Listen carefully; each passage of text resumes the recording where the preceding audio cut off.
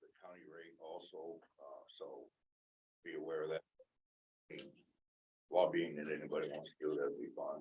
Okay, so to your knowledge, is leadership in support of the bill? Well, it's Or that it's hard to say because, you know, we're so divided that, good, well, I mean, the That we thing maybe is, come together. if you knew that everything is copacetic for them, that's fine. If you don't, that's fine. well, it's sometimes outside pressure helps. Yeah.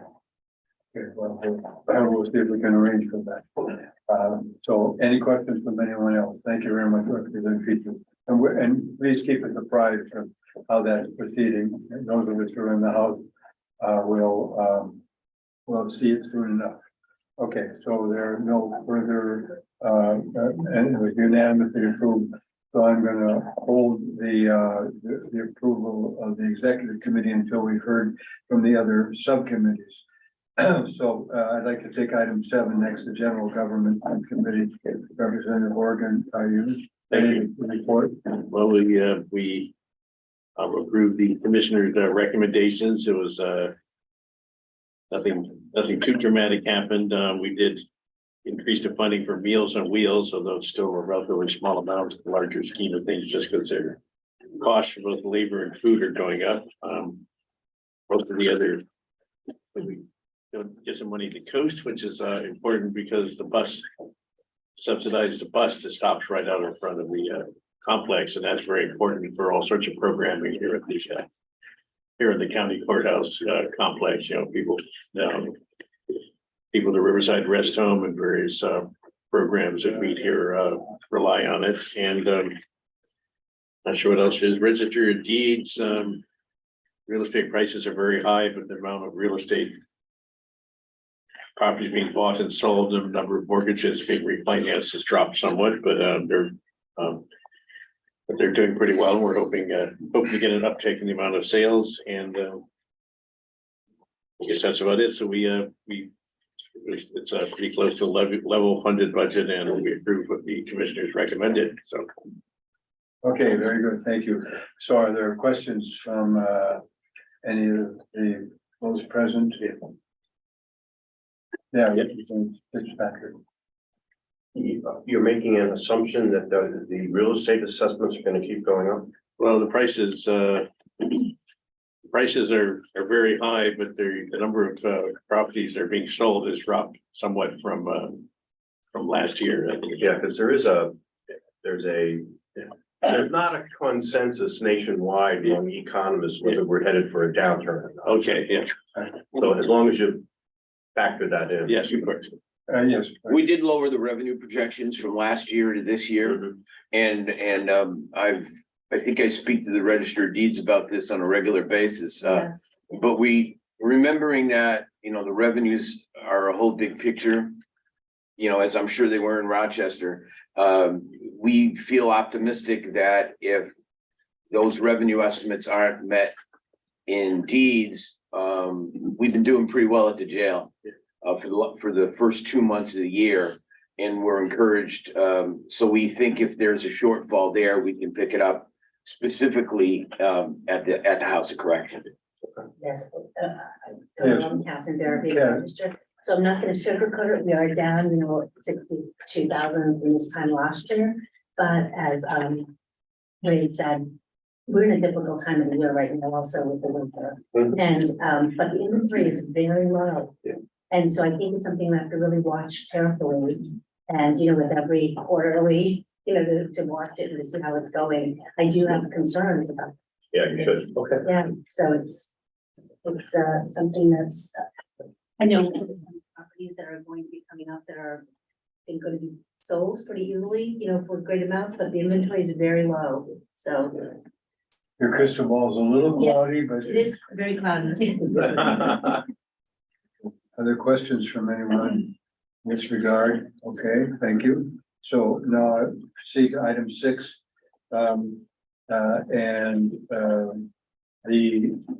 The chairman, Representative Vincent, is unable to be with us today.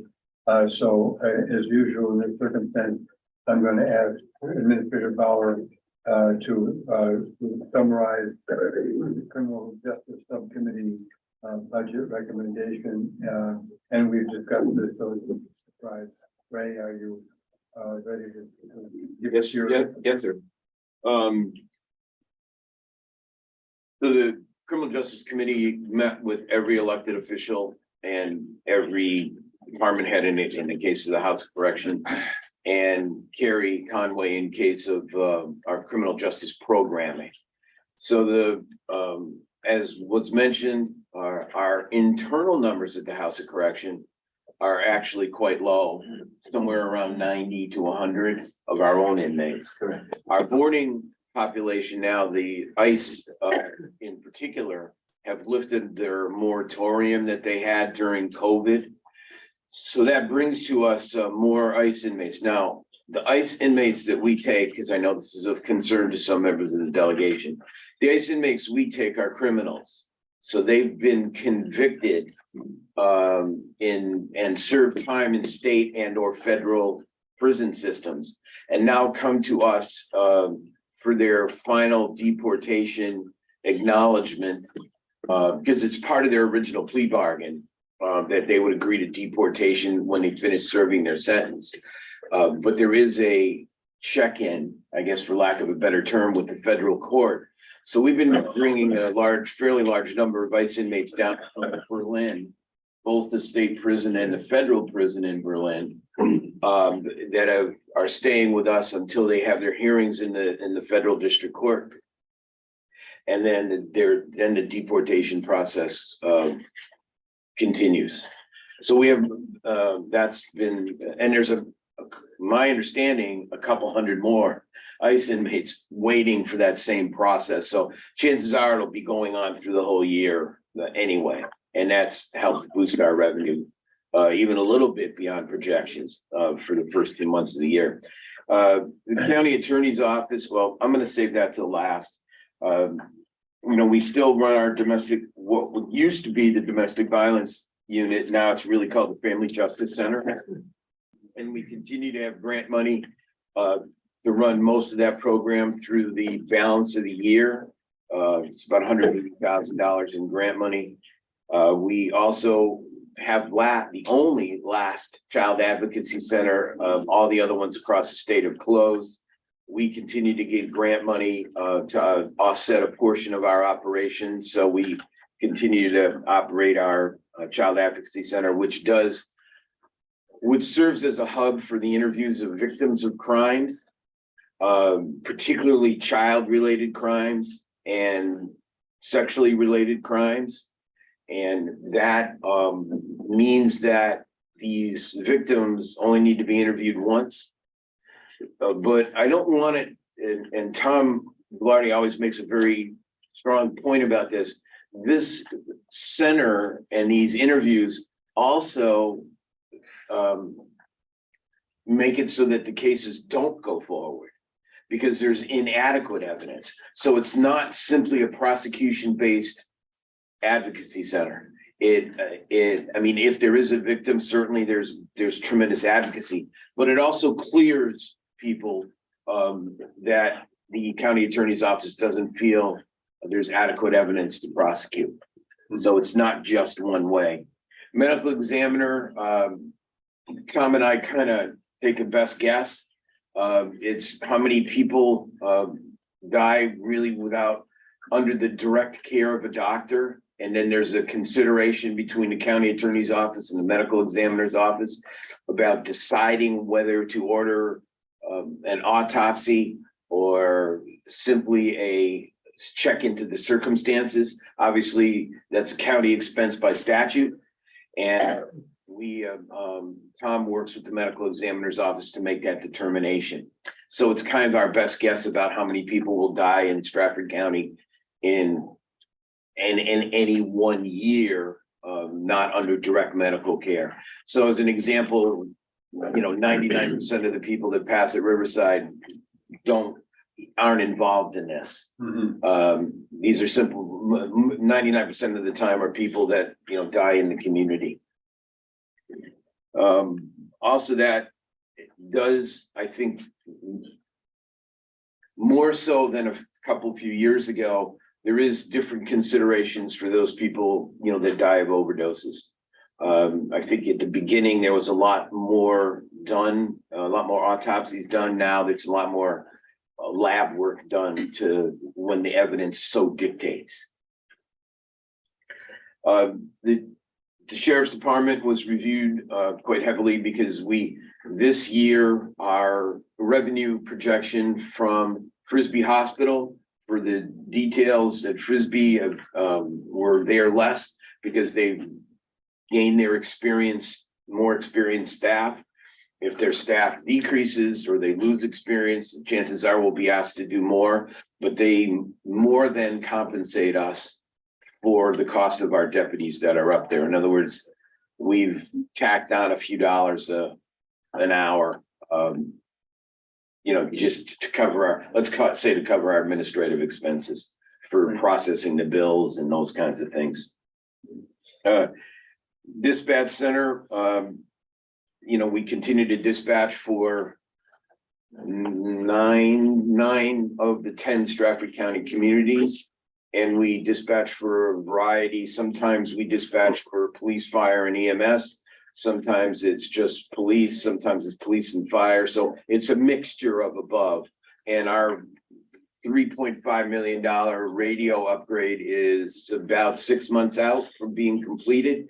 If you look in the back of the building, I know it's fenced in, but if you look in the back of the building, a lot of the equipment has already been delivered. And that's going to be paid for through county ARPA funds and continuations of our seeking grant money to do that. So far, we've gotten that $750,000 grant from the feds. You guys, the executive committee approved that last in the December meeting. Simultaneous with that, the governor's made $3.5 million available for emergency upgrades only for the counties. So every county's been insured at least $350,000. We're hoping that other counties won't be able to justify or have appropriated the need, because there is a small match involved, which we've more than met with the county funds that we've contributed to the project. So we're hoping for more than $350,000 as other counties don't apply for it, because the whole $3.5 million will be expended. Yes, Could you take a quick question? Yes, sir. I might have missed it, but what's the timeline for finding out about that? Originally, the applications were due the 28th. Now it's been scheduled for the 14th of March. So we actually have the documents prepared. It's a matter of merging two grants that we've requested. The earmark money, that $750,000 that we got through Congressman Pappas, we can merge that grant, which was done by Justin, but we have to tie it with COVID and the response. So Dr. Jennison's been helping us, Tori Jennison's been helping us merge those two grants together. And we also believe there's other grant money available. Senator Shaheen's got earmark money available. So we're trying to close the gap, although we have adequate ARPA funds to finish the project. We'd rather spend somebody else's money than our own. So the timeline isn't really clear because you've got so many moving pieces. Yeah, but we're up to date in terms of payment. That Motorola, who was the selected bid for the upgrade, our timing and our payment so far is up to date. Oh. So the balance really isn't due until probably July or August when they finish. The biggest thing that we're waiting for is the construction of the Tenerife Mountain tower, which requires cement, in the ground to hold the tower. And obviously we can't do cement in the winter. So as soon as the ground thaws, we'll work on Tenerife. But you can see that one of the things that concerned us when we started the project was the availability of the product. The antennas, they're not antennas anymore, they're dishes. And we were worried, but they're here. You can see them out back. So we're pleased with that. And, you know, we still run our jail industries program, which actually turned a fairly hefty profit last year because nobody could hire anybody.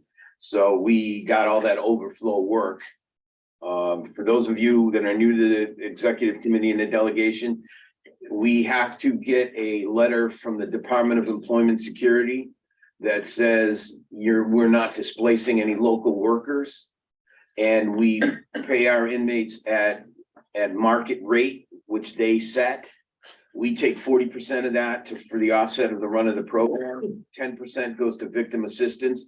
50% goes in the inmate account so that the inmate can, if they choose, buy commissary, make phone calls, pay child support, pay their outstanding fines, all of those things prior to release, so that when they're released, they don't end up back in court. You know, the theory is we work really hard to release them so that they're not rearrested as soon as they get out. And that's worked quite effectively. Our supervised visitation program. So I had mentioned that we have about 90 of our own inmates in the House of Correction. We monitor anywhere between 495 to 505 people in the community every day.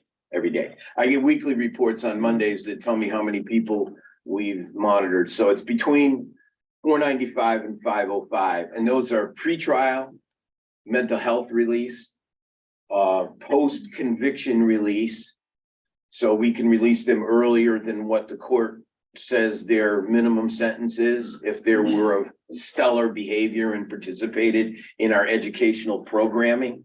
We can release them and monitor them. It also includes the monitoring and the running of our what we call our employability program. That's what might be inappropriately phrased as the deadbeat dad program. And that's an inappropriate term, and I'm sorry for that, but it's one that everybody will recognize.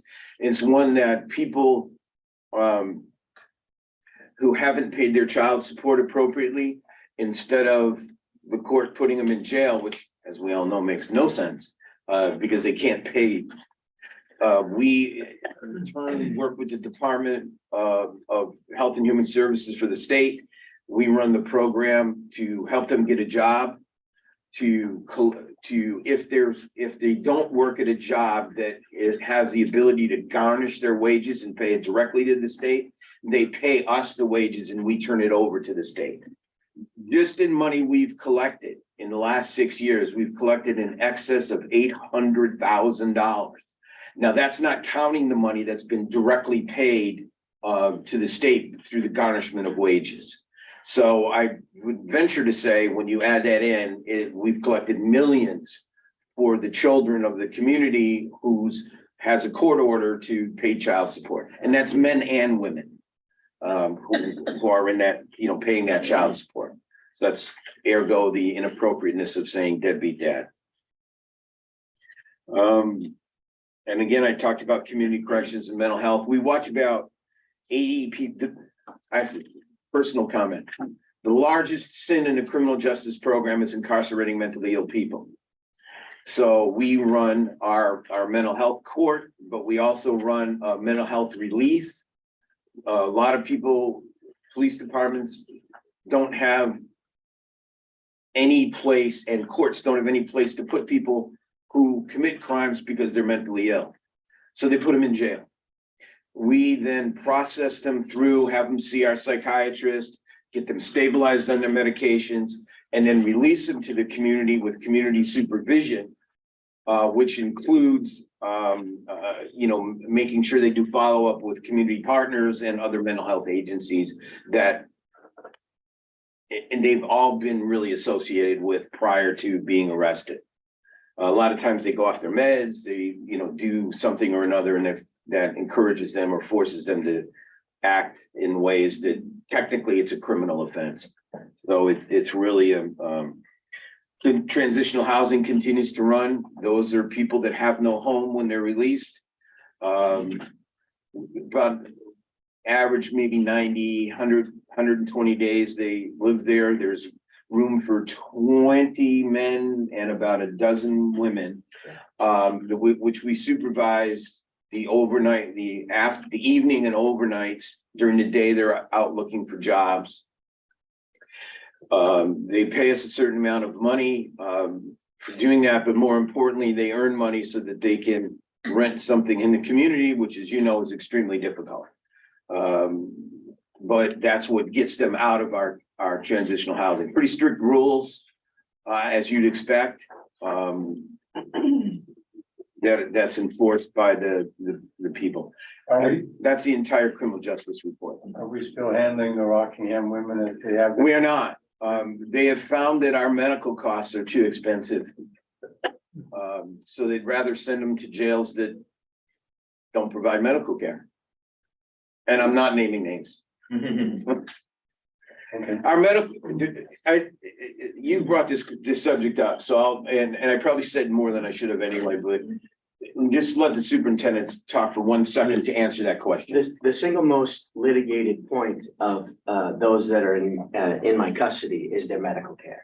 They simply feel as though that whatever medical care we provide to the individuals is not what they would get on the outside, which I would be more than happy to challenge that assertion. And so the way in which we approach medical care at the House of Corrections is such that if somebody has a problem that's beyond the scope of the ability for us to handle inside the facility, we're going to send them out to get specialized care, whether that's through specialists, whether it's to the emergency room. And the reason why we do that is we feel as though it's a sound investment to provide the proper care that someone needs on the front end. So we don't have to come back 2.5 years later and try to justify what it is that we did 2.5 years ago in front of the federal district court. And so because of that, we have found that some agencies that have chosen to house with us find objection to that. And if they find objection to that, that's fine. But if they're saying that they're in my custody, we're going to make sure that we provide the proper care for the individuals that are there. Because ultimately, 2.5 years later, even if it is, in this case, since it's been tabled, a Rockingham County female, they're not going to go after Rockingham County as their primary source to find some remediation. What they're going to do is they're going to go after Stratford County. And so we have said, listen, this is the medical care that we're going to provide here. This is the medical care that is expected from the U.S. Marshal Service, from Immigration and Customs Enforcement, from the Bureau of Prisons, and from those that are incarcerated from Stratford County from Stratford County. And so that's the approach that we're going to take, and we'll continue to take that approach because as it stands, the problems that people perceive that they have inside our facility are largely not related to, they're not related to medical care, or it's related to the perception that COVID is going to kill us all, like the current litigation that we're under now, because we house ICE detainees and the ACLU filed suit against us back in April of 2020. And that case is frozen in time, just waiting for a negotiation between the ACLU and the. Right now, it's between the United States government and Immigration and Customs Enforcement. It really has nothing to do with us. It's really, it doesn't involve us whatsoever. We've never had a successful, we have no current pending lawsuits regarding medical. And we've never had a successful lawsuit against the House of Correction regarding medical. That's good to know. So, do you wish to be heard? I think good morning, everyone. I think the chairman is cuing me to say something about that salary line for attorneys. Well, we're going to get to that, but You're not cuing me for now. Right? What else am I going to talk about? Oh, well, I'm happy to hear from you, but No, I think the report. Set the stage for how we get. So I purposely skipped the county attorney's office. What the committee heard regarding the county attorney's office was that we continue to lose attorneys to other counties. Right. We've lost 2 recently, and it really comes down to money. One of the things that the superintendent and I identified when we began our criminal justice subcommittee report was that there was a $30,000 error in the 229 line. In other words, we put in $30,000 more than we should have. it's not justified. So we, you know, it doesn't, I don't know how it happened. It happened and we all missed it on the double check. But we're, so I suggested to the Criminal Justice Subcommittee that they cut the $30,000 out. Well, by the time we got to the end of it, it wasn't done. So the $30,000 continues to sit there. I spoke to Representative Vincent, called me earlier this week and wanted to know what we could do to enhance the attorney line so that we won't keep losing training and then losing attorneys. And now I'll turn it over to Tom and to yourself. And I've discussed this with Representative Vincent as well, because we're sitting on that $30,000 overage, which I obviously want to correct, since it's not justified, it was not intended. So that's $30,000 that's quote unquote available. Representative Newton? Yes, I had a question about the sheriff's outside detail. Does that in any way impact the retirement? I think it depends on when you were hired. If you were grandfathered prior to 2000 or 2001, it does. If you're hired after, it doesn't. Because you know, there, as you probably, I think it might have been before you returned to the legislature, Representative Newton. You know, in that gap of time, the legislature changed around the retirement. So like, used to be a 20-year retirement, now it's a 25-year retirement, but those people that were hired prior to a certain grandfather date still keeps the 20 years, and then they blended the 20, are you blended, Chris? I am. So there's some people that are blended when they were hired, so it didn't like, you know, you were hired the next day, yours is 25 years, you were hired the day before, it was 20. They blended the difference between 20 and 25 based on year of hire. So in some cases it is, in some cases it's not. And which you may know too, we just voted on a bill that changes it yet again. We voted on it last week. Remember, we were adjusting it for group 2. So that really affects this also. So the question I had basically was, and I don't know if the sheriff's department works the same way, but in the city, as policemen got closer to retirement, they would work extra hours to build their retirement up. Does that also, or can that also happen at the sheriff's level? Well, I can answer that. Good morning, everyone. So with the sheriff's office, every dollar they work goes toward their retirement. Like right now in local police departments, if they work a detail that does not go towards their best 3 years or whatever it is, 4 years. But the sheriff's office, every detail, hospital shifts, anything goes towards their retirement. So they could build up. We pay retirement, Yeah. but it doesn't necessarily reflect in their ultimate retirement benefit upon retirement. It depends on whether you were grandfathered before a certain year.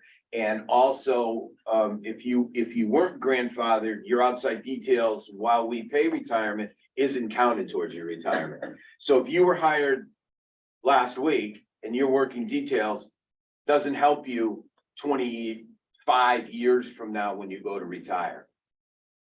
So it kind of, I know that's not a specific answer, So unfortunately. it might or might not, is the answer. That's correct, sir. Depending Is on that what, figured in when you charge or bill for outside detail, not just the hourly rate, but what they're gonna get towards retirement? yes, sir, absolutely. That is okay. 100% so. Conversation that I had with Representative Newton was in, you know, along the lines of his not being able to be here today. And we need to Representative Vincent. Yeah, but- Oh, sorry, Representative Vincent. I misspoke. Representative Vincent. So he had various different suggestions. We discussed it. I've discussed it with Mr. Bauer.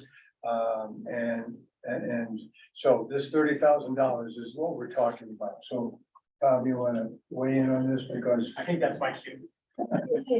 So, good morning again, everyone. So what we talked about at the subcommittee meeting was the presentation of just that first budget that I presented, which was the county attorney budget. And you all saw that it reflected as a flat line budget. And so I was asked a specific question by, I believe, Representative Harrington. So what's the staffing like? And I had reflected in my testimony, is reflected in your minutes, that the last 2 people that we lost went to other county attorneys' offices. I actually went back further, the last 3 we've lost went to county attorney's offices. They all had the same reason, which is we want to stay.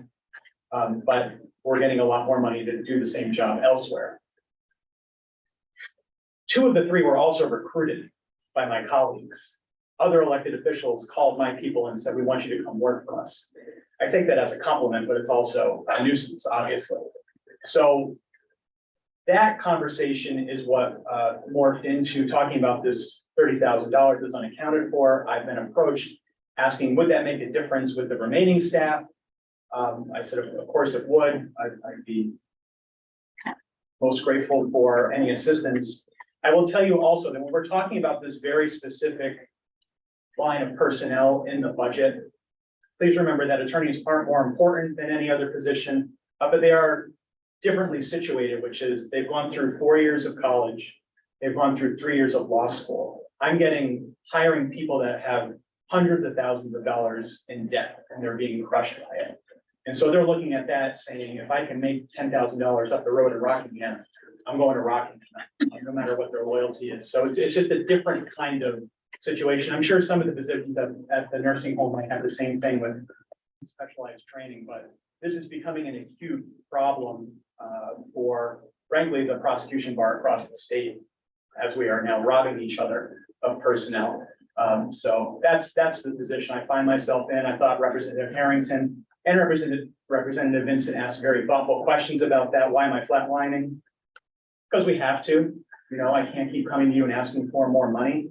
I highlighted the fact that past executive committees and subcommittees gave very thoughtful rescaling of the attorney pay scales, of all my position pay scales. And I was greatly appreciative of that when it happened. They've just been outstripped by other places, and that's what happens. So I indicated that I was still asking for that flat line, but that I would ask for a commitment by the subcommittee to look at what that pay scale was for 2022 and try to maybe work in something and support something for 2023, 2024 and beyond. So that's where the conversation was, just to catch everyone up who wasn't on the subcommittee. Okay, thank you. Are there questions? Representative Murray. I have a question. Yes, for you. ma'am. Thank you. About how much of a difference, say, Rockingham, if we're losing, $15,000 in this one instance. So it was about $10,000 in salary and $5,000 to sign on. So places are offering bonuses for signing on, much like I'm sure a lot of you are dealing with your police personnel. Same thing's happening in that field as well. Carroll County was about $8,000. Someone went to Hillsborough County for about $12,000. Questions, Representative? Yeah, do you see the trend changing at all? Coming back to less competition for money, because the Stratford County is not, 39,000 is the median income, family income in Stratford County. And every time we raise or offer more money, it's gonna be paid by the people that aren't getting substantial. So is there another answer besides more money? Is it better place That's to why work? that's why I flatlined it. I didn't ask you for more money because I'm very well aware of that. I will tell you that what happens is I now have 3 caseloads. That is not, and we talked about how that is not a sustainable way to continue with this. So the trend is they're all going up, whether the medium household incomes are going up or not. This profession is being outpaced by what we can pay. And that seems to be a statewide issue. It's not just a Stratford County issue. It's a countrywide issue. I got hired at $29,900 back in 1999. But I also came out of law school with only about $60,000 worth of debt, not $360,000. So there's a lot of layers to this issue. What I'm suggesting is, in the long run, it's not sustainable for me to take the caseload of everyone who leaves, because I constantly have 2 or 3 caseloads. I can't give it to the younger attorneys because you're not going to get the quality work that you all expect from my personnel. And it just takes time to train people. By the time I train them, they're going up the road. So, nothing new here. This was a discussion that we had, and I would be very appreciative of any motion to transfer this 30,000 so I can try to secure some of my people who remain and stave off this issue until we can talk about rescaling. Thank you very much. Are there further questions from the executive committee? So during this report, are you going to want a motion? I certainly would entertain a motion. We're sitting on this $30,000 that is going to be taken out of the inappropriate line. So that is the issue, is whether we're going to reallocate that 30,000. I would make that motion based on this. Okay, Representative Alford moves and Representative, second by Representative Howard, I think. Okay, is there further discussion? Yeah, I have a Representative, question. This 30,000 that supposedly was heading on, is that in the proposed budget or is it in last year's budget? it is- So we haven't voted on the proposed budget, so it's not really setting anywhere because we haven't voted on it. Is that correct? It's in lines, It's in line 6100-229. That's my fees and outside services. And I've gone through about 6 different times to try to figure out where that discrepancy is. Through the budget backups that have been provided, that number that was provided through those budget backups is about $30,000 less than what was entered into the final document. That's my error. I didn't notice it until we were sitting here at the Criminal Justice Subcommittee. Prior to my presentation of the budget, I mentioned something to County Administrator Bauer. He spoke up and he articulated that fact at the time. As I recall it, it was recognized that that was going to be retracted from my budget of 6,100-229. As much as I would like to have the $30,000 to pay for additional fees and outside services that I might come up with in the year, I think that in an effort to try to make sure that we can retain the competent attorneys that work out of the county attorney's office, I would support taking that money out of the budget that was presented to the entire delegation and then recognize that it should be taken out. It doesn't change any of the presentation that the Board of County Commissioners have made. It's just more so taking that $30,000 and reallocating it to a place in which the commissioners, and I believe the Criminal Justice Subcommittee recognized that it would be better utilized there. I was able to be at that subcommittee meeting, so I've heard that those who are on they have already heard most of this, but so that's where we are. So we have a motion, it's been seconded with regard to how we want to allocate the 30,000. There's further discussion.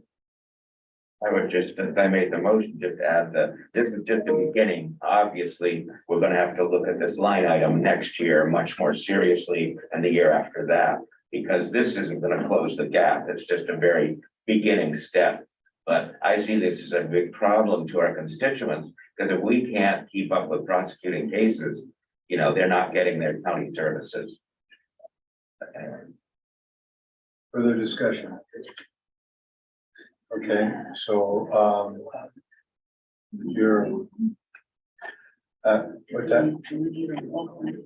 Well, yeah. no show of hands, No, unless it's, Not at this point. because- yeah, Gonna vote on the whole budget, right? no, I'm on the motion, I think you should certainly have a vote now, so that when you no. vote later, you'll know what you're voting for. Could we get the motion in writing? In writing? Yes, so we know exactly what we're voting on here. Exactly. All right, And if we need to hold off while somebody does that, then that would be okay, because we do it later in the meeting if we can, but I just, when we vote on stuff, we need to see what we're voting on exactly. And the best way for me to do it is to review it and see it. For example, when we voted for these motion for 6.25 million, it was so handy because it was right there and it could be read. And if we're gonna vote on something now, I I would think like to he's see. working on it. I think it'll be 2 sentences. We just make the motion to shift from line, blah, blah, blah, blah. okay, well, let's just reset for a second while Yeah. the commission can vote. Yes. No, I said. Oh, okay, it's good, okay. So we just reset for a few minutes while they discuss. The commissioner's writing it up. I got an emergency phone call. I need to return. I'll just be stepping out, making an emergency phone call. George is writing the motion. Good. No, So excuse me for 1 minute. I'm sorry. Yeah. we're in recess. Chris. Yeah. Give me the count.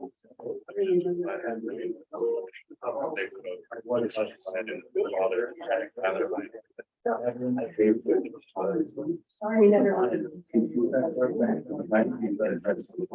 The mistake on the proposed budget, we have the docket, so was it really something? Because we don't.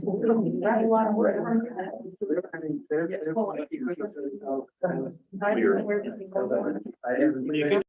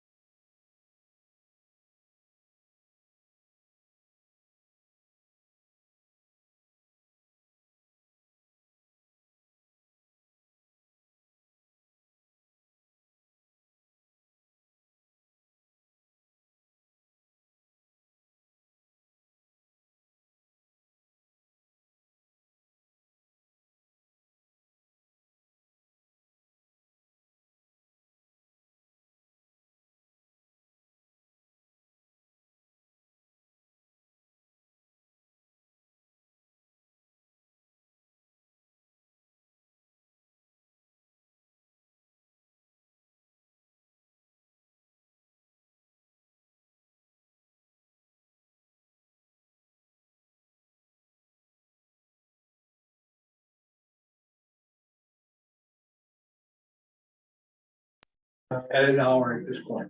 So see if we can get Representative Tenz up on the screen.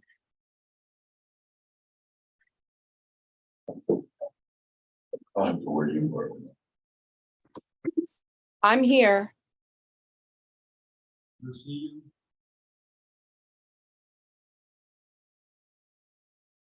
Because when you're on procedures, this is going to vote. It's a member of the executive committee who wants to. You have to see your results here.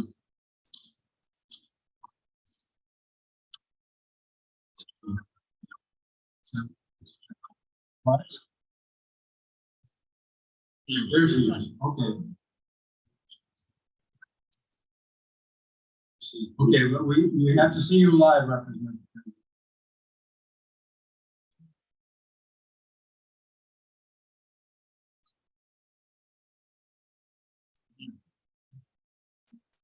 You see, you were driving a car, and she's driving a horse.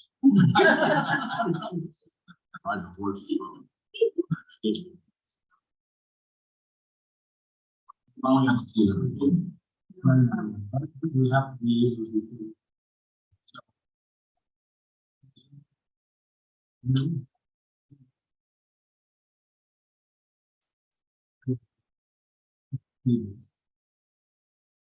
So, is it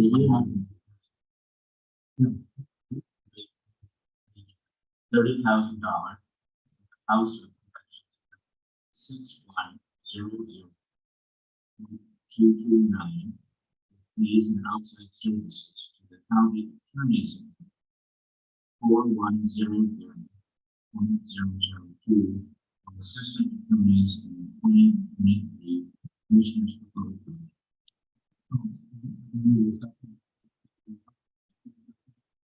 Okay, so we can further discussion. Representative, can you hear me? I can hear you. That's fine. Go with it. The name will be called.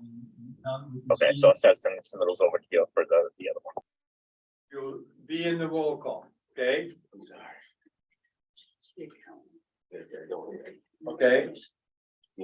Okay. Okay, so anyway, let's call the roll. Representative Bailey, Yes. Representative Burnham, Yes. Representative Patrick, That Fitzpatrick? Yes. Representative Corrigan, Yes. Representative Howard, Yes. Representative Newton, Yes. Representative Petrie, Yes. Representative Potenza, Yes. Representative Peterson, Yes. Representative Southworth, Yes. Representative Wall, Yes. unanimous. Okay, so that's unanimous, thank you. It's good to have it in writing, I don't have a problem with that at all. Okay, so, at this point, I think, we're good on the criminal justice subcommittee report, and we will combine them once we finish with the Riverside West Home. So I recognize one of those two. I recognize Representative Wall. Thank you. You all have the report for Riverside Rest Home in front of you. Before we sat down for our meeting that evening, we had a tour of Riverside Rest Home. So those especially who are new or who haven't done the tour could get a sense of what we're all talking about. We had a good group show up for the tour, and Ray Bauer did a great job explaining everything to us and answering questions for everyone. You will notice on your budget that it is level funded for Riverside Rest Home. We are very, very lucky for the leadership we have for Ray's administration of the rest home as well as the county. The committee voted unanimously to endorse the commissioner's recommendation, and I'll go briefly over the various departments that we have at Riverside. As mentioned on administration already, the management information system, we had to do some upgrading for a firewall required by our insurance company. And there are over 200 county computers that had to be worked on. That was approved. For dietary, every single resident at the rest home, as well as everyone at hospice, has to have an individualized dietary plan for medical needs and otherwise. And so there's work that's involved with that. And we approved that portion of the budget. For nursing, we have 215 beds in the rest home and we have 14 at the hospice house. And so altogether, it's 229 beds for dietary, nursing, and activities for all of those individualized. When a resident comes to either the rest home or hospice, families are consulted with as well as the resident or the patient at hospice, so that their needs are fully met and the plans are well understood for end-of-life care. There's a tremendously helpful booklet that we've had for a number of years that's been updated and such. What is it? Hard choices for loving people. Yes, thank you. And it is a wonderful help to everyone who has to make those kinds of decisions. The socio-behavior unit, we're one of only 3 in the state of New Hampshire. And we were, I think, probably the first to ever have one. I've been there, I've seen what it's like. The quality of care is superior there. I've seen how people who don't even seem to be aware of where they are or who they are being beautifully cared for by the staff, making sure that they're comfortable, making sure that they have an activity if they needed something. One was holding a baby doll and dropped it and kept picking it up and handing it back. It was just that kind of attention that was beautiful, as well as giving snacks from time to time. I was very impressed the few times I went there. We have a career program that's new. We have students from Dover High School who come in and get trained. And because we have issues like everybody else everywhere with staffing shortages, these students who come in from the high school are trained to be as LNAs, and they can come in to relieve the staff for vacations or for weekends and all, or evenings. So it's been very, very helpful to establish a program with the high school. Question on that note, if I may. I'm sorry? Thank you, Mr. Chairman. Thank you for taking my question. Is this out of the CTE program or is it overall any high school student in Ray can Dover? explain the details. It's Dover High has a special program.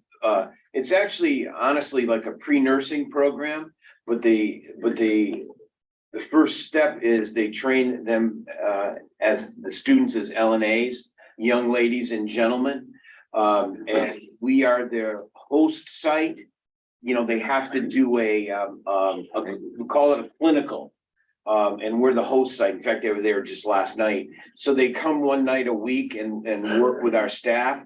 The nice part is again, as Representative Wall had indicated, a number of those ladies and gentlemen have aspirations to go to nursing school and perhaps are seeking applications or maybe already been approved for nursing school. So this is a perfect opportunity for them to work the whole summer, as many hours as they want. And that allows our regular staff to, use vacation time because that's when they normally do it. And the nice part is we know these people because we've been training them. So they're actually trained staff. They really don't get any benefits in the sense that, their health insurance comes from a different source and they wouldn't work for us for long enough period of time to qualify for health benefits anyway. So it's merely paying them for the hours that they work. And that's kind of a huge benefit for us, which we lost during COVID. Because the school wasn't willing to, expose them with any kind of clinical because of COVID. Is it a separate program? See, we have in schools, we have career technical education. And then is this a separate program in the Dover High School? I honestly don't know, sir. Okay. I'm sorry. It'd be interesting to know because CTE is pretty involved in schools, but other schools have done that. And that's one of the things I'd like to know. That's a very important point, and I honestly don't know if other schools are involved or not, but it's a very valuable experience for young people. Oh, absolutely. And it's really helpful to the nursing home. So thank Well, you very much. you know, what we're trying to do, I'm on the Division II, which is the education component in finance. And what we're trying to do is get more kids involved in high school in Running Start, which is it's a great program. And also you have career technical development. And that's, you know, that's also a separate program. And you know, if we can get these kids involved, and actually they can save them a lot of money, because some of these credits go towards their getting an undergraduate degree. And, you know, everybody gains and save money. That's great, a great thing. That's wonderful. Thank you for sharing that. I hope that others on this committee will check with their schools to see participation. Yes. If I could go further with that. Representative, you're done. Thank you. Representative. Yeah, Ray, that's a good question. Are other schools in the Stratford County approached to do this program? And one other thing, I was told during testimony last week that community colleges graduate approximately 350 students a year.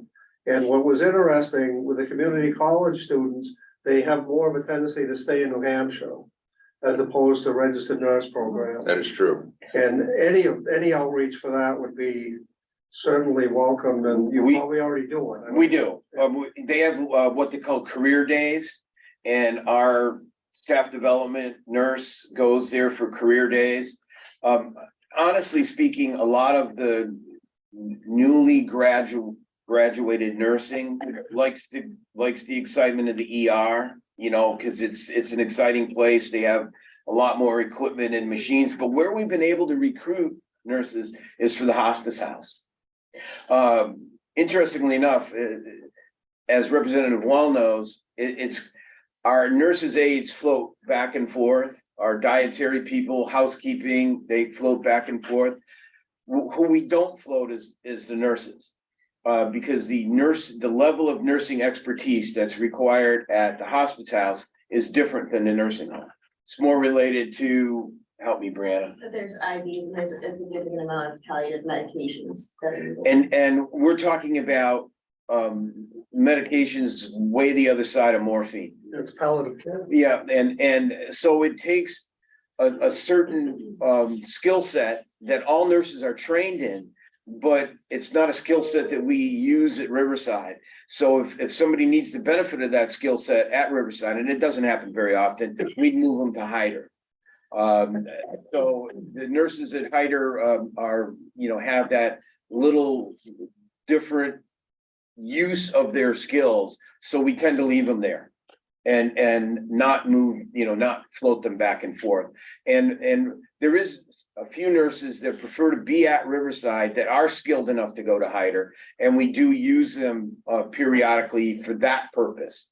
But that's not very often. So there's very little float back and forth between the two. Although that's a good recruitment area for young nurses that want to get into the palliative care piece of things.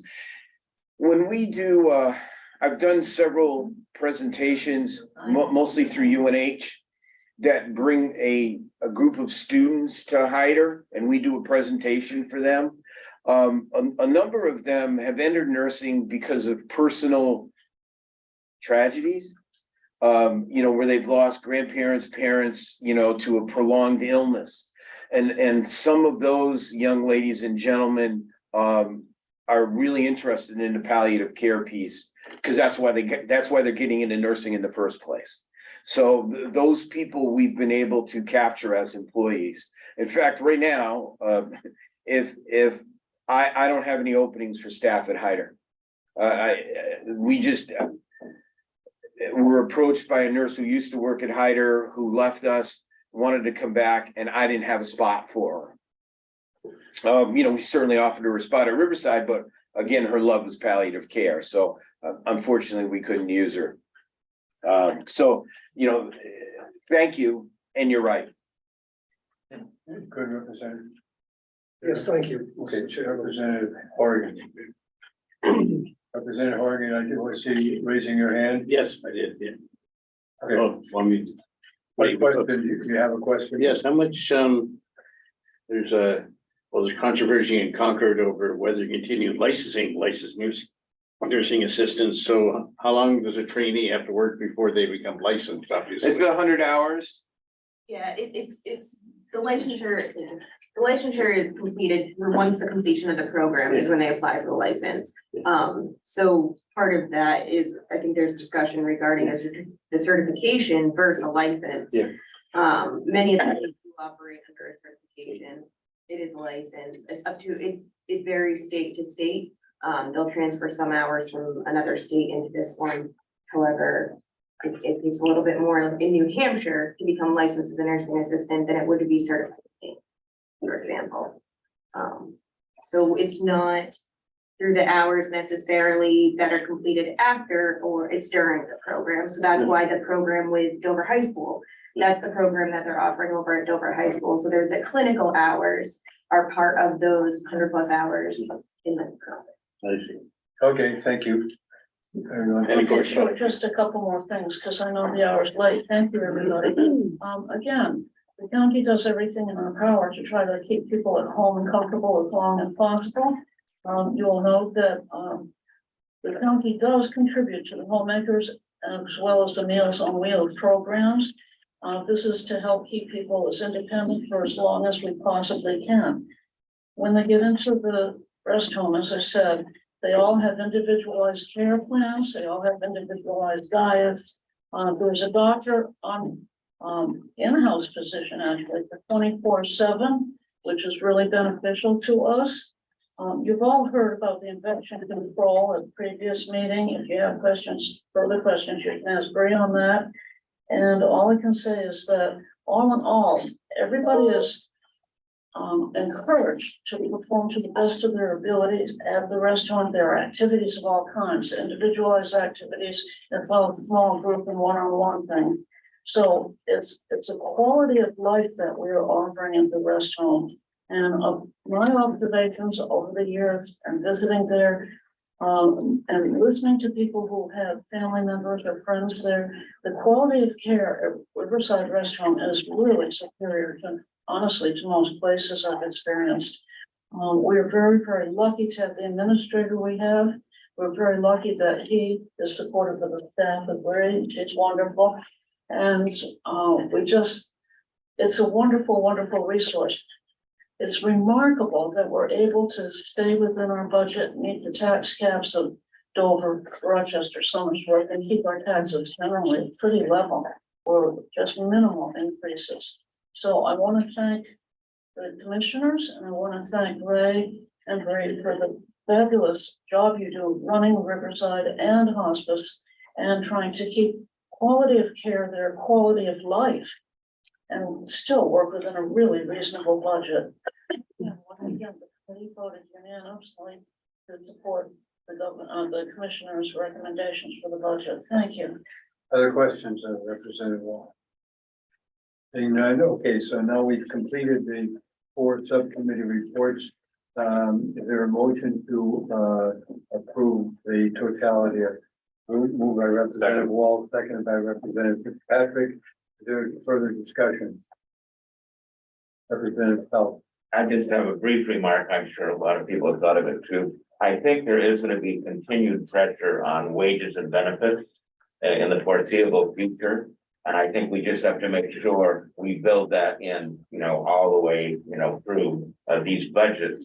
Because again, I don't want us to end up, so to speak, like the attorney's office, whatever, where we're, so to speak, behind. So I think we're really going to have to count on that in the future and do the best we can. A quick thing on that, Mr. Chairman, we do have agreement with our 4 unions.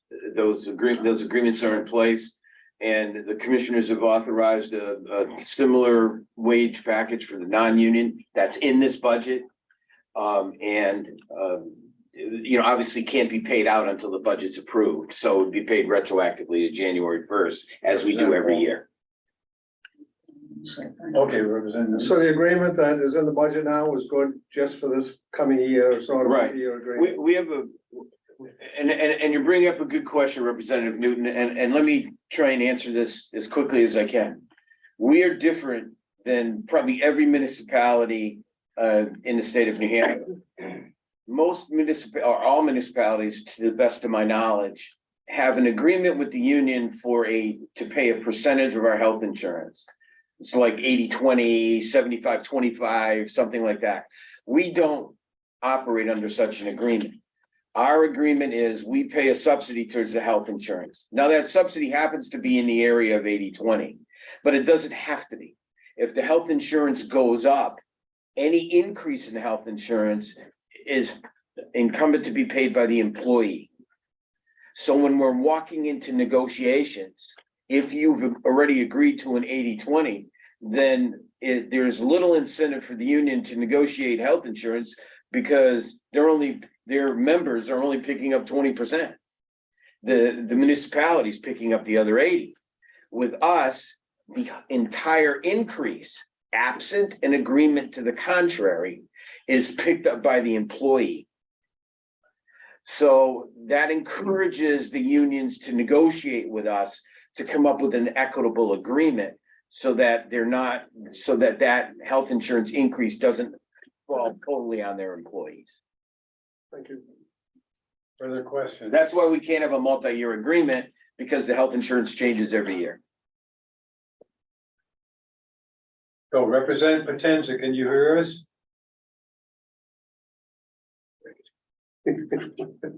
Kelly, can you hear us? Yes, I just needed to unmute. I've heard everything. That's fine, good.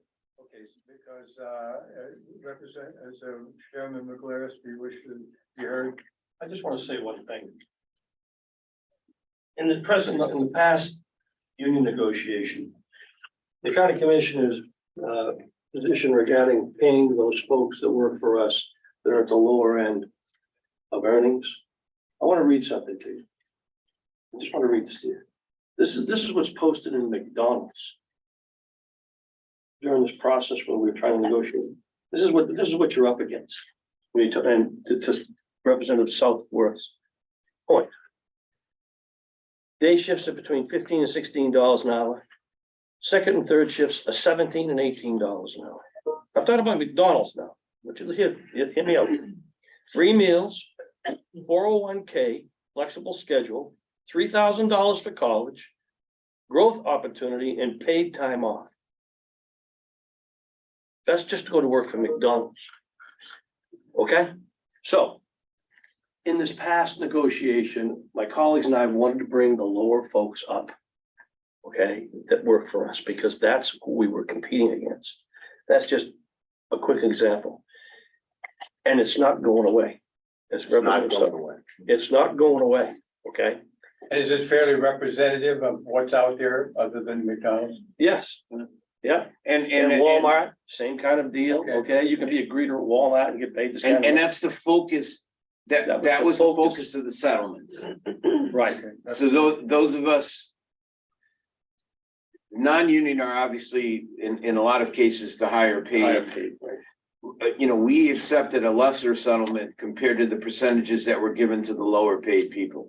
In fact, I had nurses walk away from money that we offered them if we would give it to the nurses' aides. Right, our ends walk away from money at the negotiating table that we offered. And we agreed to walk away from that money and we gave it to the nurses' aides. And one other quick point, if I may. I'm so very proud of our employees here at this county, because at the end of the day, they took the pay raises that were eventually negotiated were less than the rate of inflation. Less than the rate of inflation. How often does that happen? That's how dedicated our staff is to what they're doing. But when it comes time and you can go to work at McDonald's or Walmart, okay, and this is posted right in their windows. All you gotta do is drive down there yourself, take a picture of it like I did when we started our negotiation. That was what we were. That's what we're competing against. And it's not going to go away. And for the fact that our employees have taken less, especially in the past year, this very inflationary year, to take less than the rate of inflation, is a testament to their dedication to our operation. And I just wanted to let you folks know that. Well, thank you. Representative. I can't follow. I can't follow that. You're offering not to. Okay, so, is there further discussion? Okay, Representative Potenza, can you hear us? Can you Yes, I hear can us? hear you. Yes, I can hear you.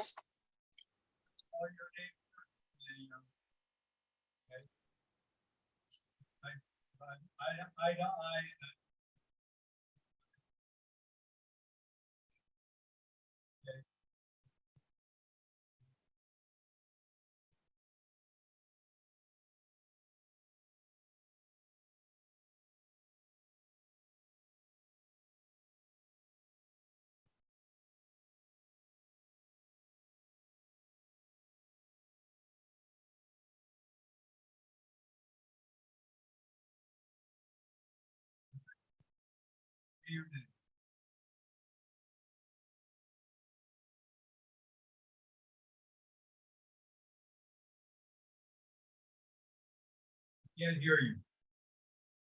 Yes,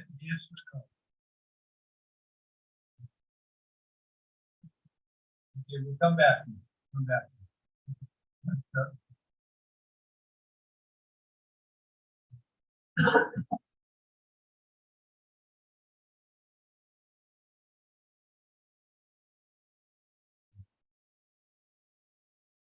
Yes.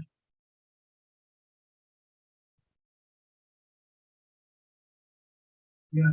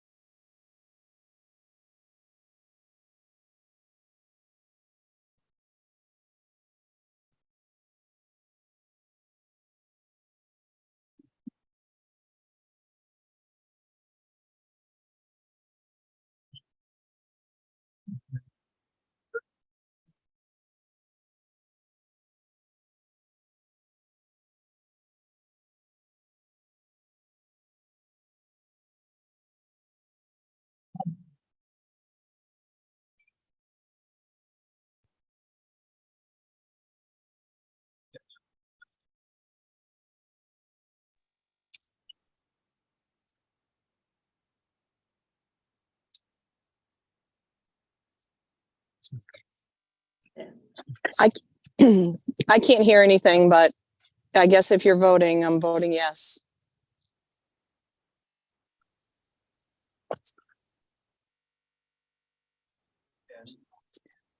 Item 11 is motion to accept the minutes of November 30th Executive Committee meeting.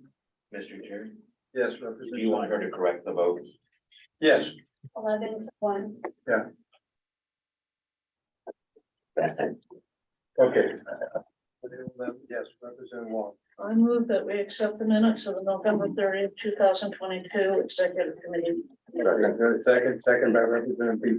Thank you. All in favor, is there comments, any changes or suggestions? Okay, and just one thing, it's corrected in the minutes that Janet has produced, but the minutes that you would have received a couple of days ago from the Criminal Justice Subcommittee did not reflect the fact that I was there, and since I was going to be talking about this issue, I wanted to be clear that I was at that Criminal Justice meeting. Yes, Representative Howard. I just wanted to confirm that as I am a member of the subcommittee and I was in attendance. Okay, thank you. So, other corrections, deletions, hearing none, all in favor, say aye. Aye. Opposed? Okay, 12, that's approved unanimously. Any other business which may legally come before the executive committee? Do we have anything? Representative Newton. Thank you, Mr. Chairman. I wanted to bring to light section 2421, which is state RSA, it says statement of financial condition.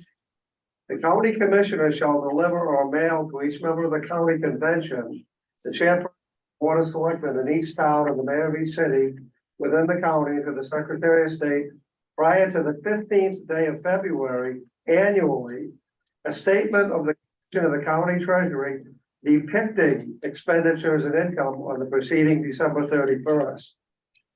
That is like a tool in our tool belt that we have. The law is still in effect.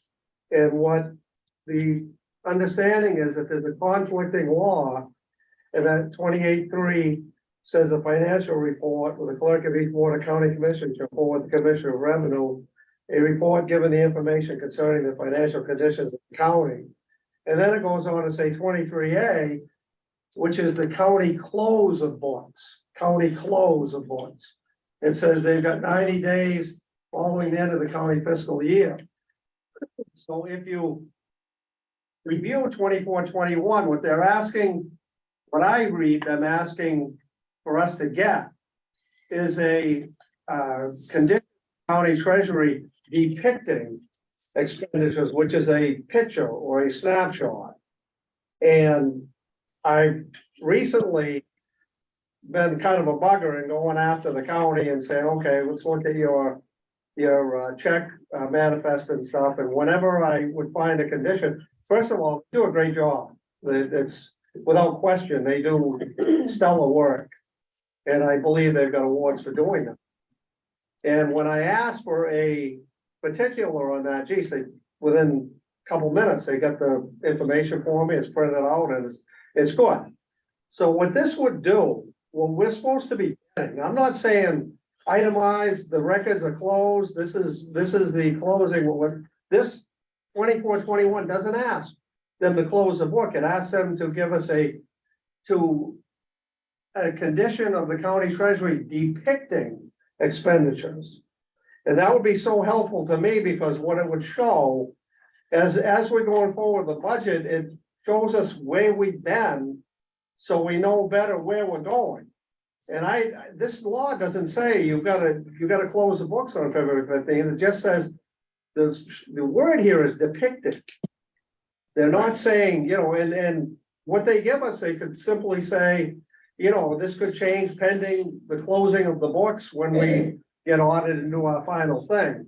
But what I have found with the county, and I don't think it would be, maybe it's just been overlooked, but I don't think it would be a tremendous amount of work to get us just, this is where we are as of December 31st, the revenues. This is where we are with the expenditures. And this kind of shows us where the county ended at December 31st. You just dropped me off there. Where do I have to go? It's always bothered me that we don't He said I know. had to go to the garage.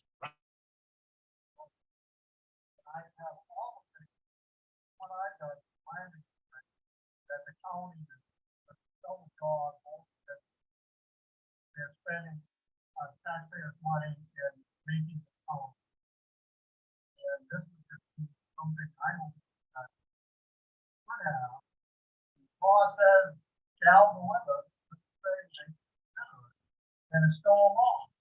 So until this law changes, I think that effort should pay. Get us, it doesn't have to be 20 pages. The county at the end of the year, and I went to the Secretary of State's office, and there wasn't any no flow. I won't say, oh, they gave me no flow. They presented when they were at following the they have a fiscal. So they're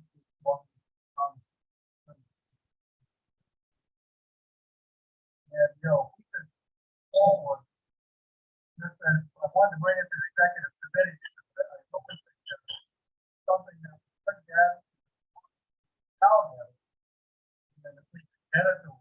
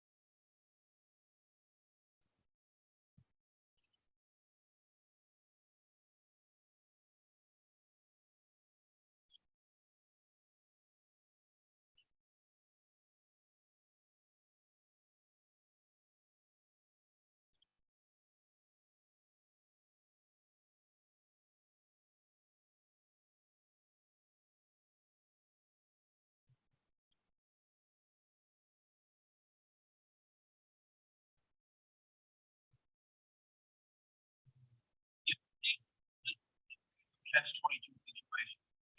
I give you estimated information. Sure, but it's not, I can't tell you that it's correct. We don't have to close our books for 90 days. So, statute that Representative Newton is talking about is 1872. And yes, it was updated in 1995, but it was updated from those counties that went to a fiscal year. Because previous to that, they were having to report on February 15th and they were in the middle of their year. So it didn't make any sense. But, you know, I think certainly the more current statute is the one that gives us 90 days to close our book. And so our intention, since this statute was passed and updated just last year, was to, you know, use the 90 days and make sure you had closing accurate information. Well, I mean, what I don't, I can give you numbers February 15th. I just don't want anybody to say to me when they look at the next CAFA report that you're talking about, geez, these numbers look different than what you gave me on February 15th. Because I can tell you right now, they're going to. Diane, I have one person finance department. That's all I have is one person. And I think if you look at your cities and towns, you probably have more than one person. You know, I know we have an experienced city manager here who I'm sure had more than one person, although I will recognize that Rochester, you know, we're $76 million budget. I'm sure Rochester is higher than that. But I have one person and she makes, in order to present information to the auditor,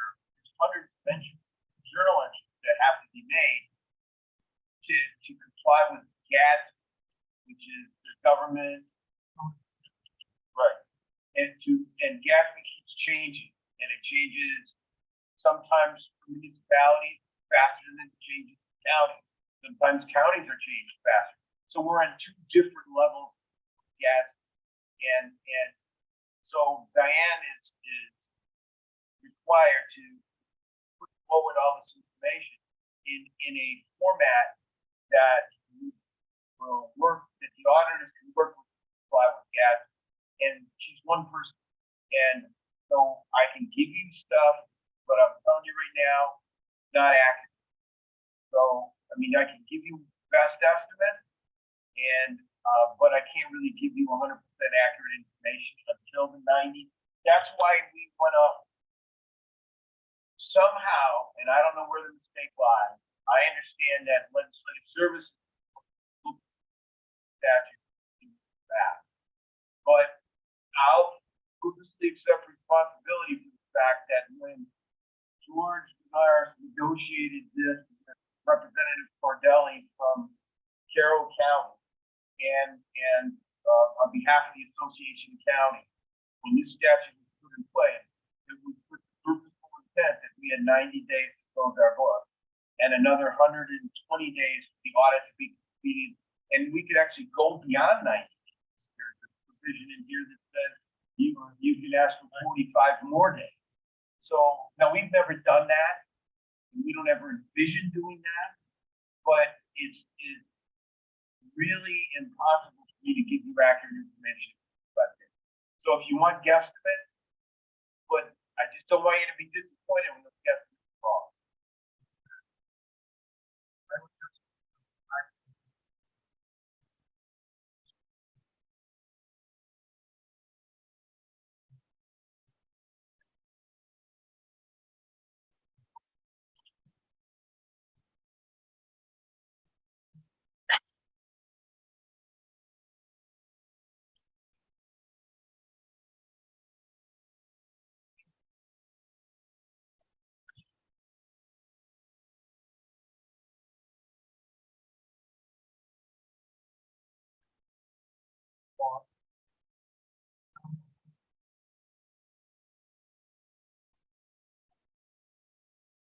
I mean, it's most respectfully representative. You are the one that is one that will look at all of this information. And I'm just looking you in the eye and telling you, we'll give you that information. And I'm just asking you to understand and tolerance the fact that it won't be accurate. Yeah, you have never, sir, you have never, we've always dealt gentleman to gentleman, and I don't expect anything different, but form in which you bring it up is here, so I want to answer you that thing.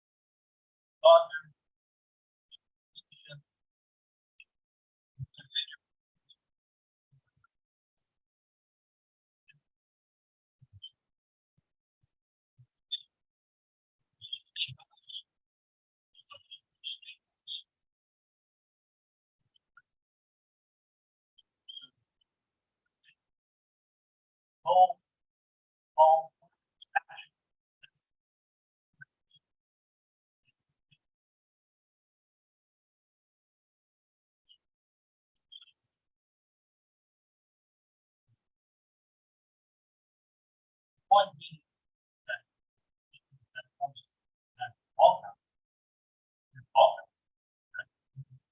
and that was statute. But okay, what other budget you have in front of you is best. We're looking at your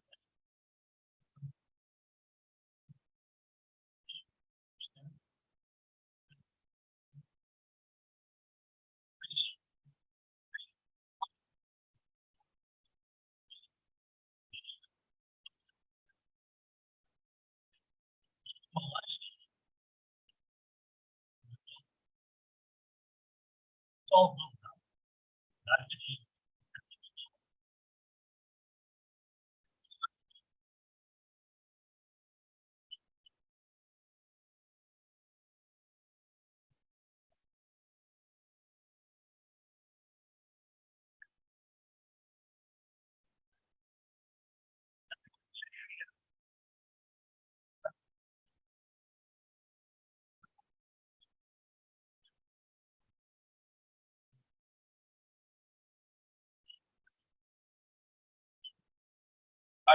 I've already brought this to the county, got all of the county.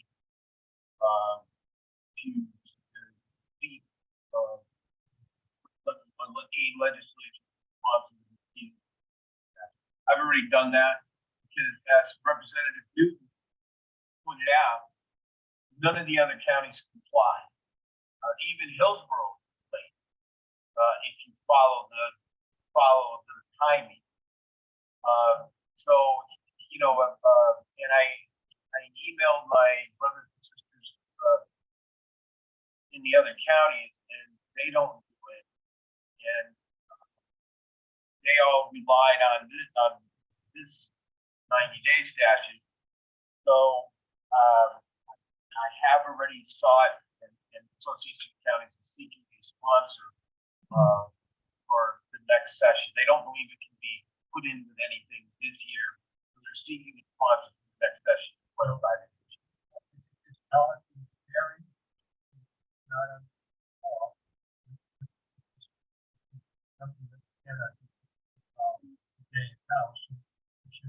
Not, I know.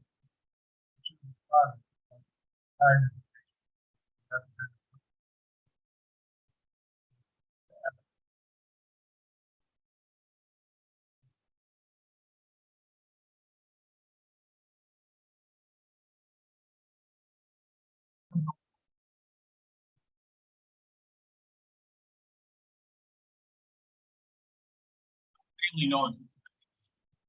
Yeah, that's the only way I know.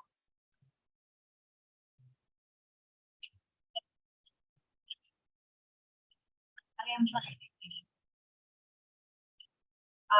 So I'm a thinking something, right? I had finance think that there's a lot of volunteers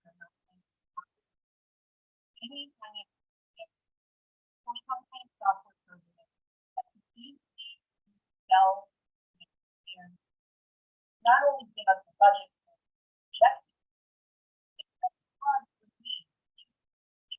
Budget feature and when I did that class, at least we're all going to somewhere on the I don't know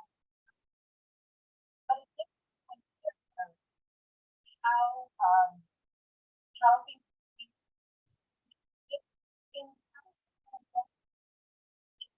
unexpected that in how or what they do or washing around. You'll see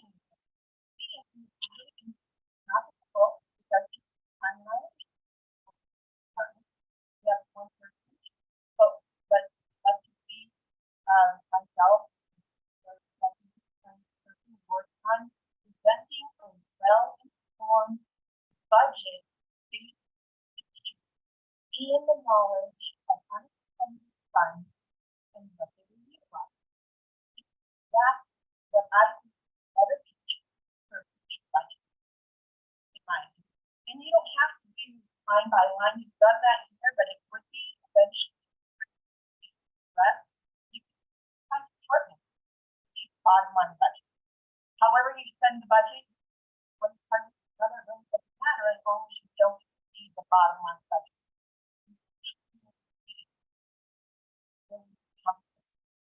What are we deciding? And we see the expenditure concept, you can do estimated costs. You can do estimated expenditure. It's an idea. You can put percentages of the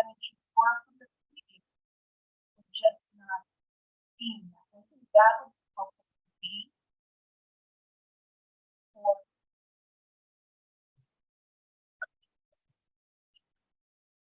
Well, in the budget, you do have last year, and you do have the third one from, listed in the yellow. This last year, last year's, you have 2022 budget, you have required to do that by law and comply with it. I'll give you an example. There's 6 counties that are fiscal counties. Those fiscal counties, their next year's budget without having last year's number. Because their budget starts July 1st, and they approve their budget in June. So they don't even have it closed out. So those counties would never be able to apply, giving numbers, budgets already approved before any, final numbers are done. Count, the year's not even. Yes. Well, but it's what's important about the 45-day rule. And if the purpose of the 45-day rule is to give them insight at year-end numbers, then none of those counties get any insight because their whole budget's approved for the year. We're under that kind of archaic system. And I know some towns are, cities aren't.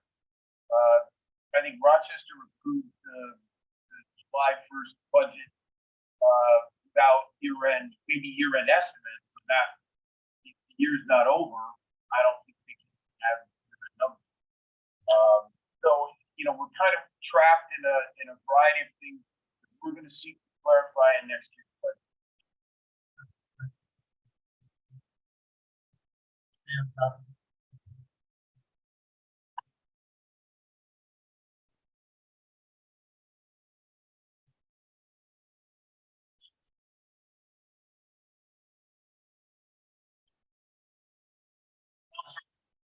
Also, when we went to Milton last Monday, I have all that information.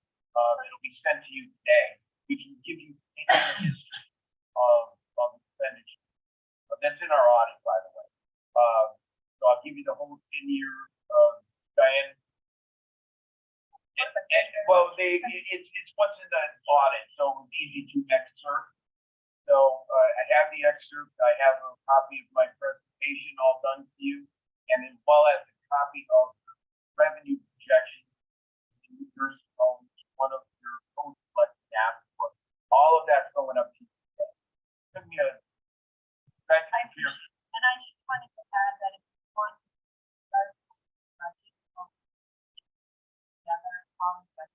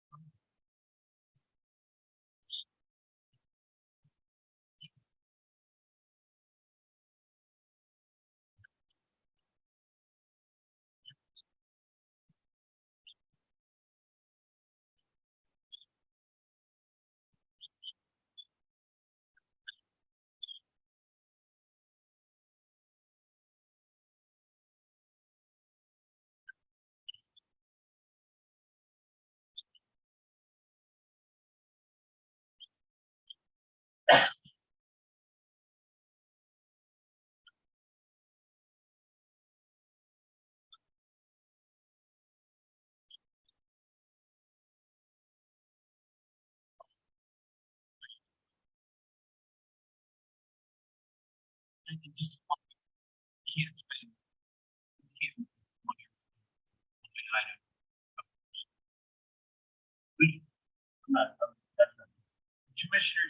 money, line item, we don't do it without. That, and there's well, that, yeah, I don't want any part of, moving money around, or even though by statute, we don't without permission.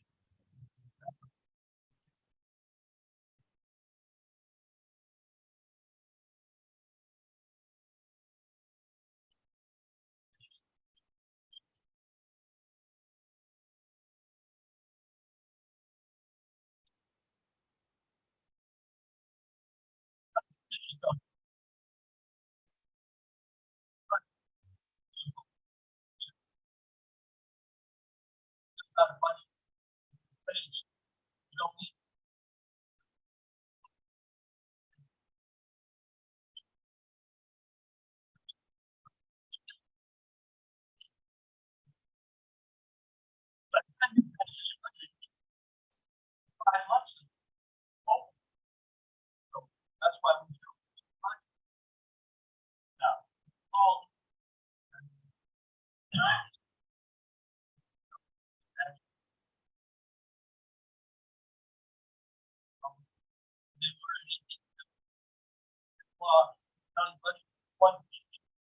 One thousand.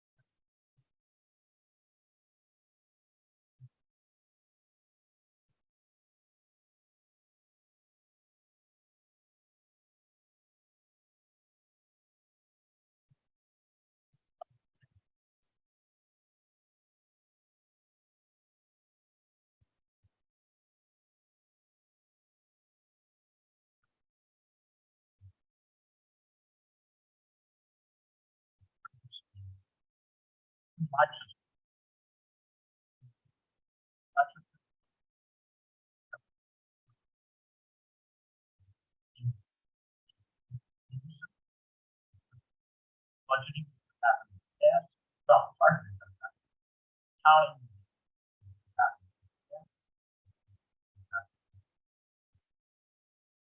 commend you. One person, one person. Representative, law. Somehow. And of whatever. Protected.